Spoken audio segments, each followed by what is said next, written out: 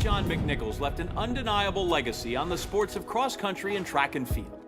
After graduating in 1972 with a bachelor's degree in physical education from Indiana University, McNichols started out as a coach and teacher with the Monroe County School Corporation before transitioning to Bloomington North High School. McNichols turned his attention to the collegiate ranks in 1983 when Indiana State hired him as men's head coach, and he added the women's program to his resume in 1989. The Sycamores thrived under McNichols' direction, his teams capturing 38 Missouri Valley Conference championships in 34 years, 11 of those coming in cross country, 27 in track and field. Those victories led by athletes who won 464 MVC individual crowns. McNichols' athletes also achieved success on the national level with 15 individual NCAA titles. None were more successful than Holly Heitch, who won 7 short sprint national crowns, including indoor-outdoor sweeps in 1993 and 1994. The Sycamores totaled 113 All-America honors, all of which led to 15 top 25 showings at NCAA meets. Behind Heitch's lead, Indiana State tied for 5th at the 93 Indoor Championships, the best finish by a McNichols-led team. One of his finest contributions to the sport was his design of the Laverne Gibson Championship Cross Country course in Terre Haute. The course has hosted the NCAA Division I Championship 12 times now and will once again welcome the best of the best to its grounds in 2019. McNichols coached on 4 U.S. national team staffs and also served in high management positions in domestic and international track and field. He was an official at the 1984 LA Olympics, the 1987 Pan American Games, and the 1988 U.S. Olympic trials before ascending to head marshal for the 1996 Atlanta Summer Games. Sadly, McNichols passed away in 2016 at the age of 66. He is deeply missed in the sports community and by all those he influenced over his many decades of coaching.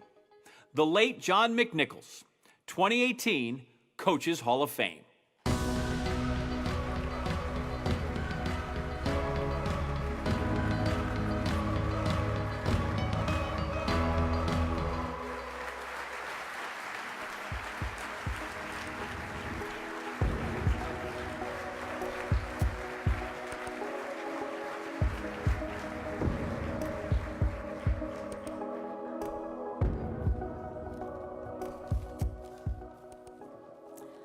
Thank you so very much for honoring my husband in this way.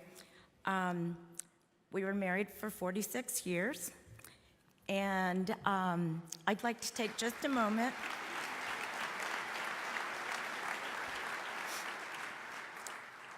to recognize my family, if you'll humor me.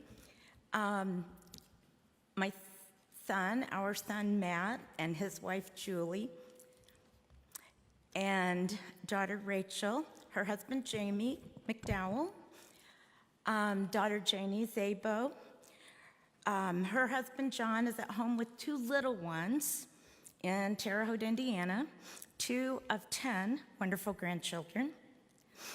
And from Indiana State, our Indiana State family, I'll say, we have some really special people, 2 administrators, 1 SID, and 8 coaches with our track program. Angie Lansing, Dennis Dark, Andrew Heil, Jeff and Angie Martin, Kyle Walsh, Darrow Ramsey, Anthony Bertoli, Brandon Bettenhausen, Abby Pierce, and my John's very close friend and coaching buddy, who just accepted the Jimmy Carnes Award this afternoon, John Gartland. 6 of those I've just named are former Sycamore track athletes. And I'd really love to know how many other athletes, coaches in the room have connections with ISU. As I've told other friends, these people all stay the same ages, between 18 and 25. They never get any older. The problem is I can't remember when they were in school, so I think they should all know one another. Doesn't work that way. Our current coaches are doing a wonderful job. They're building on past success and moving our programs forward. John passed away December 21st, 2016 in Orlando, Florida. Just following the close of this convention, he had a massive stroke on December 17th. John McNichols was a student and a teacher of life. Anyone who's had connections with him know that he was always teaching. And of course, he always knew the right answers. So you didn't doubt him. His greatest passion of all was the sport of track and field. He loved every aspect of his work. It didn't matter if it was a public service project, picking up trash along the river, or he worked very hard on our trails initiative and riverscape committees. And he just loved all of it, all the way up to serving on committees for this organization. He awakened happy every morning. He annoyingly whistled and sang, and he boasted that he felt really good. His work was never, ever about money. Good thing, huh? So, he reminded me quite often that I was working to support his coaching habit, and then he would follow this up by telling me that he would do what he was doing even if they didn't pay him. And you know, I would say, God forbid, don't tell anyone this. And at that point, of course, he had this huge, huge grin on his face. The time commitment for him, never a problem. And I'll remind you, your sport of track and field is a minor sport. Really great thing is you count for 6 sports. You know, so you've got men's cross country, women's cross country, men's indoor, women's indoor, men's outdoor, women's outdoor. So, it's easy. If you have reasonable success with your program, you're really going to have a lot of free time. Maybe even 2 or 3 weekends out of the year.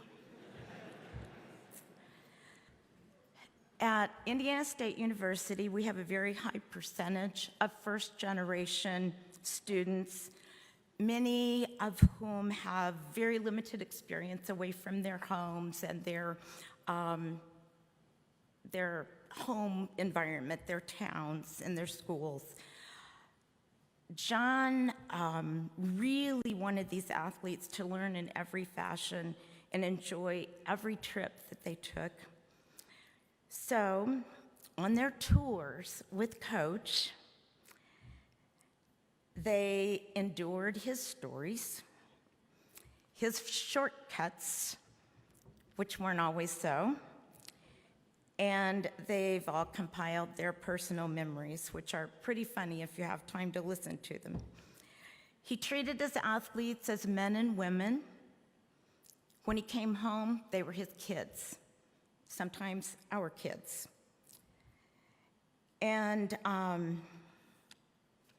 one thing I will remind you, those of you who were on the team, who are now coaching, and some of you coaches in the audience, I know all your stories.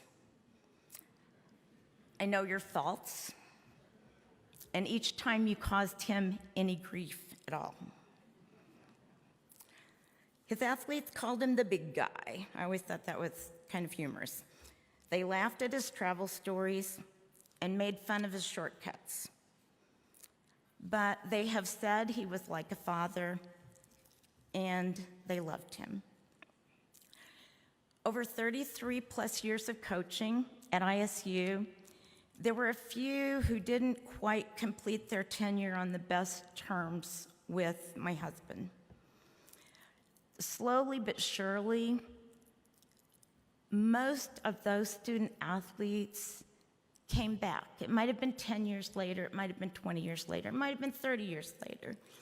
But they called, they wrote, they came in to visit, and typically they were thanking him for everything that they got from their college experience and apologizing for any grief that they may have caused him along the way. And most of those people are really quite successful, doing very well in their lives. We are all very proud of our current facilities, which are the best they've ever been. The Laverne Gibson Cross Country Course, which many of you have visited. The Gibson Outdoor Track. We have a John McNichols indoor training facility now, and a newly opened indoor track, which just hosted on December 8th their first competition scored meet ever.